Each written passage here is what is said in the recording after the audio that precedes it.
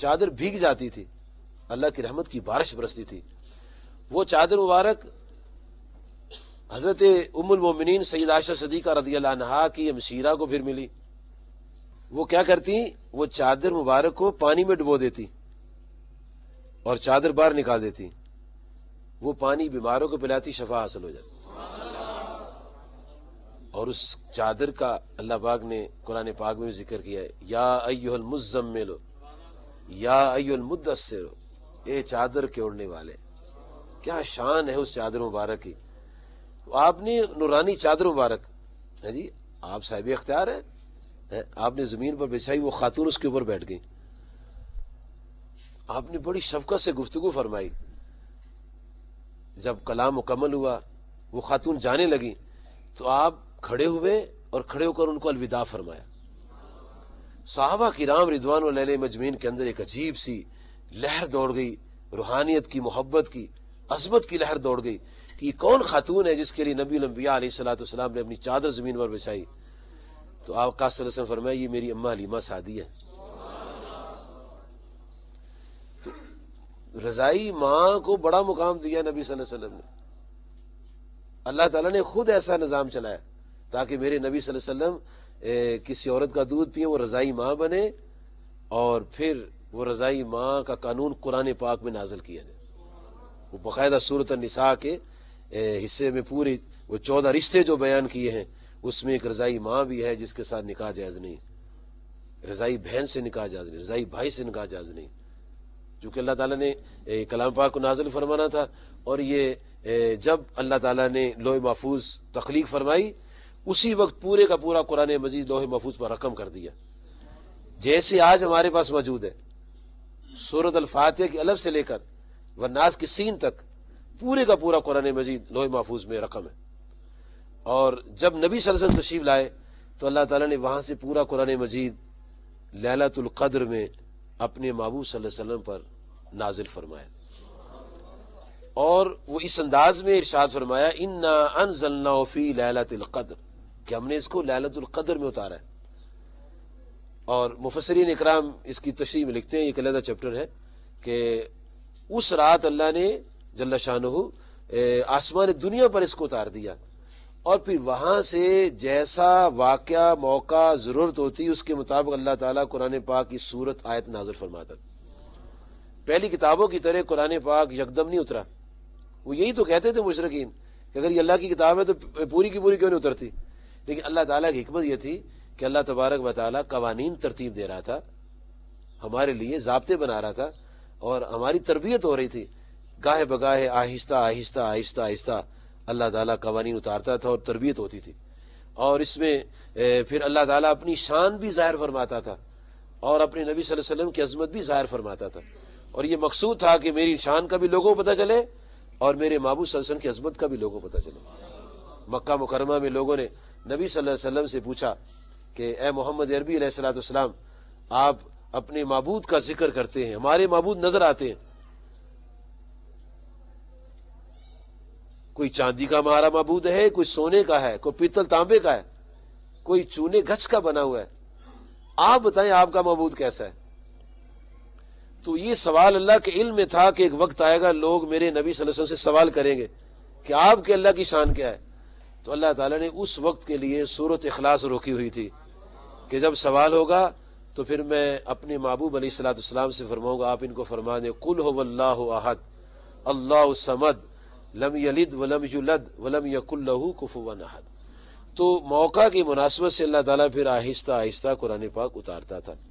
تو جب یہ رضاعت کا مسئلہ چلا اور اس معاشرے میں جو نظام تھا، اللہ تعالیٰ نے اس وقت یہ آیات نازل فرمائی کہ مائیں جو ہیں اپنے بچوں کو 2 سال دودھ پلائیں، اور اس زمانے یہ رواج تھا کہ بچے جو تھے وہ دوسری مائیں لے جاتی تھی، دوسری عورتیں لے جاتی تھیں، وہ رضائی مائیں بن جاتی تھیں۔ اور اللہ تبارک و تعالیٰ کی ذات پاک نے یہ اس لیے بھی کیا تاکہ لوگوں کو یہ پتہ لگ جائے کہ میرے محبوب صلی اللہ علیہ وسلم کی جس سے نسبت ہو جاتی ہے اس کی کتنی شان ہے۔ آپ کی شان تو ورا الورا، سبحان اللہ، نسبت والے کو کتنی شان نصیب ہو جاتی ہے۔ اور سورۃ الاحزاب میں 22ویں پارے کے پہلے صفحے پر یہ اللہ تعالیٰ کا ارشاد ہے کہ اللہ تعالیٰ نے اپنے نبی صلی اللہ علیہ وسلم کے ازواج مطہرات سے فرمایا، یا نساء نبی لستن کاحد من النساء، اے محبوب علیہ الصلوۃ والسلام کی بیویوں، تم اور عورتوں کی مثل نہیں ہے. یعنی آپ سے نسبت کی وجہ سے وہ عورتیں بھی مثال ہو گئیں. تو جن کی نسبت سے ان کی بیویاں میں مثال ہیں، ان آقا کی شان سناؤ کیا ہوگا. ان کی مثل کوئی کیسے ہو سکتا ہے، ان کی تو بیویاں بے مثال ہو گئی. تو اللہ تعالیٰ کی ذات پاک نے یہ ایک نظام جاری فرمانے کے لیے آقا صلی اللہ علیہ وسلم کی رضائی مائیں بنائیں. اور ہمارے چونکہ ہم لوگ جو منہ میں آتے بات کر دیتے ہیں، اور اس کے نتائج یا اس کے پس منظر میں جو باتیں ہیں وہی جانتا ہے جو بات کرتا ہے کہ کیوں سوال ہوتا ہے، کیوں بات ہوتی ہے. ہمارے معاشرہ میں یہ ایک سوال ہوتا ہے کہ دیکھو جی جناب موسیٰ علیہ السلام نے تو کسی عورت کا دودھ نہیں پیا، سوائے اپنی ماں کے. وہ نبی صلی اللہ علیہ وسلم نے عورتوں کا بھی دودھ پیا ہے. تو کیا اس سے یہ مقصد ہے کہ اپنی ماں کا دودھ پینے والا جو ہے اس سے شان بڑھ کر رکھتا ہے جس نے اور ماں کا دودھ پیا ہے؟ نہیں، اس کی وجہ ہے کوئی. وہاں ایک وعدہ تھا، اس وعدے کو پورا کرنا تھا. یہاں ایک نظام بنانا تھا، ایک پروگرام کائنات کی ترتیب دینا تھا. اس لیے ایسا ہوا. موسیٰ علیہ السلام جب اللہ تعالیٰ کی ذات پاک کے حکم سے سمندر میں ڈالے گئے، ان کے اماں جی حضور نے ان کو سمندر میں ڈالا، تو اللہ تعالیٰ نے موسیٰ علیہ السلام کی والدہ سے فرمایا کہ موسیٰ علیہ السلام کی ماں، ہم تمہیں جو کہتے ہیں وہ کام کرو. کیا ارشاد ہوا کہ موسیٰ علیہ السلام کی ماں، تو اپنے بچے کو دودھ پلاتی رہے. وَأَوْحَيْنَا إِلَىٰ أُمِّ مُوسَىٰ أَنْ أَرْضِعِيهِ، اللہ پاک نے موسیٰ علیہ السلام کی ماں سے فرمایا، موسیٰ کی ماں تو بچے کو دودھ پلاتی رہے. اور فَإِذَا خِفْتِ عَلَيْهِ، جب تجھے خوف لاحق ہو کہ فرعون میرے بچے کو قتل کر دے گا، تو فَأَلْقِهِ فِي الْيَمِّ، تو اپنے بیٹے کو سمندر میں ڈال دینا. اب اس نے سوچا مجھے رب کہہ رہا ہے اس کو سمندر میں ڈال دینا، یہ تو مر نہ جائے کہیں. تو اللہ پاک نے فرمایا وَلَا تَخَافِي وَلَا تَحْزَنِي، اے موسیٰ کی ماں تم نے کوئی خوف نہیں کرنا، غم نہیں کرنا. اِنَّا رَادُّوهُ إِلَيْكَ، یہ تیرا بچہ میرا تیرے ساتھ وعدہ ہے، واپس تیرے پاس لوٹاؤں گا. وَجَعِلُوهُ مِنَ الْمُرْسَلِينَ، اور تیرے بیٹے کو میں رسول بھی بناؤں گا. یہ وعدہ تھا. اس وعدہ کی وجہ سے اللہ تعالیٰ نے اور کسی عورت کا دودھ نہیں پینے دیا. اگر وہ کسی اور عورت کا دودھ پی لیتے تو ماں کے واپس نہ آتے. اللہ تعالیٰ نے ان کو واپس لوٹانے کی وجہ سے. اور پھر اللہ تعالیٰ کی ذات پاک کی شان دیکھو کہ جب فرعون کے ہاں پہنچ گئے موسیٰ علیہ السلام، تو وہ دودھ مانگنے لگے، تو اس نے دائیاں منگوائیں. کسی دائی کا دودھ نہیں پیا، بالآخر اپنی ماں کا دودھ پیا. اللہ پاک نے وہ بات بھی بیان فرمائی، آخر انہوں نے اپنی ماں کے علاوہ کیوں دودھ نہیں پیا تھا. اللہ تبارک و تعالی اپنی کتاب عظیم میں ارشاد فرماتا ہے کہ ہم نے موسیٰ علیہ السلام کی ماں سے وعدہ کیا تھا کہ موسیٰ علیہ السلام کی ماں، ہم یہ بچہ تمہارے پاس واپس لائیں گے. تو ہم نے کیا کیا، وَحَرَّمْنَا عَلَيْهِ الْمَرَاضِعَ مِنْ قَبْلِ، ہم نے فرعون کے گھر جانے سے پہلے ہی موسیٰ علیہ السلام پر ہر عورت حرام کر دی، ہر دائی حرام کر دی. یعنی وہ پنگوڑے میں ہیں، چھوٹے بچے ہیں، ان کو ادراک ہے، فہم ہے، شعور ہے، سمجھ ہے کہ میں نے اپنی ماں کے سوا کسی عورت کا دودھ نہیں پینا. پھر اللہ تعالیٰ کا بھی حکم آ گیا ہے وَحَرَّمْنَا عَلَيْهِ الْمَرَاضِعَ مِنْ قَبْلِ، اور ہم نے پہلے ہی سب دائیوں پر حرام کر دی. وہ تو اللہ نے خود حرام کر دی. کسی عورت کا دودھ پینا حرام تو نہیں ہے، لیکن ان کے لیے حرام کر دیا کیونکہ ان کو واپس ان کی ماں کے پاس لوٹانا تھا. چنانچہ موسیٰ علیہ السلام آیا کرتے تھے، موسیٰ علیہ السلام کی اماں جی آیا کرتی تھی اور موسیٰ علیہ السلام کو دودھ پلایا کرتی تھی اور دودھ پلا کے چلی جاتی تھی. اور ایک دن فرعون اور اس کی بیوی کہتی ہے، بی بی آسیہ رضی اللہ عنہا مومنہ تھی، کہ یہ بیوی بیچاری بڑی دور سے آتی ہے تو ایسے کرتے ہیں، اب جب آئے گی نا کہیں گی بچہ واپس لے جاؤ، اپنے گھر لے جاؤ، اپنے گھر لے جاؤ اور بچے کو دودھ پلاؤ، ہم تیرا خرچہ جو ہے گھر میں یہیں سے بھیج دیا کریں گے. چنانچہ موسیٰ علیہ السلام کی ماں جب آئیں تو فرعون نے کہا کہ بی بی تم یہ بچہ لے جاؤ، تم اپنے گھر دودھ پلایا کرو، تم روز آتی ہو جاتی ہو تھک جاتی ہو، تو اس کو دودھ پلاؤ، ہم تیری خدمت کریں گے انشاءاللہ تعالی، تیری خدمت کریں گے، تم گھبراؤ نہیں. خیر وہ لے کے چلی گئی. جب لے کر واپس آئی تو اللہ تعالیٰ نے فرمایا موسیٰ علیہ السلام کی ماں کو، سناؤ موسیٰ علیہ السلام کی ماں، انا وعد الحق، ہمارا وعدہ سچا ہے کہ نہیں سچا ہے؟ اللہ فرماتے فرددناہ الی امہ، ہم نے ان کو ان کی ماں کے پاس لوٹا دیا۔ وہ چونکہ ایک وعدہ تھا، اس وعدہ کی وجہ سے انہوں نے اور کسی عورت کا دودھ نہیں پیا، اور نبی صلی اللہ علیہ وسلم نے چونکہ آخری نبی ہیں تو آپ نے قانون رضاعت بھی بنانا تھا کہ رضائی ماں کا کیا مقام ہے، اور اس کا دودھ، کسی عورت کا دودھ پینے والے جو بچے ہیں ان کی کیا عظمت، کیا مقام ہے، وہ ایک ضابطہ اور قانون بنانا تھا۔ اس لیے اللہ تعالیٰ کی ذات پاک نے آپ سرکار صلی اللہ علیہ وسلم کو اور دائیوں کا بھی دودھ پلایا، اور ان کو بھی تو اعزاز حاصل ہو گیا، آپ کی مائیں لگتی ہوں، اور آپ نے ان کا اعزاز آپ کے عمل سے آپ نے دیکھا۔ اور جب آپ اپنی دودھ پلانے والی ماں کے ساتھ اتنی محبت کرتے تھے، اتنا احترام بخشتے تھے، تو جب آپ کی اپنی اماں جان حضور وہ آپ کی اعلان نبوت تک ہوتی تو خدا معلوم کیا احترام ہوتا اور کتنی عظمت ان کو ملتی۔ لیکن آپ نے اپنے قوانین میں، ضابطوں میں، اصول میں آپ نے کتنا شرف بخشا ہے کہ ماؤں کے قدموں کے نیچے جنت رکھ دی۔